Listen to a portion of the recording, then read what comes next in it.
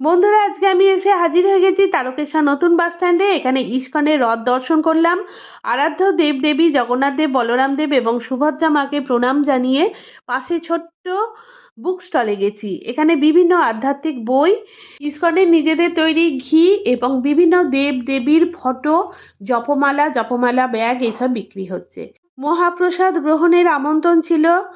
প্রভুর কৃপায় দাঁড়িয়ে গেছি লাইনে। প্রথমে প্লেটে একটা ভাজা, তারপর পটল ভাজা, তারপর অন্নভোগ, এরপর ডাল, এরপর একটা সবজি, তারপর পনিরের তরকারি, তারপর চাটনি, আমড়ার চাটনি এবং পরমান্ন ভোগ নিয়ে আমি নির্দিষ্ট স্থানে আমার প্লেট নিয়ে খেতে বসলাম।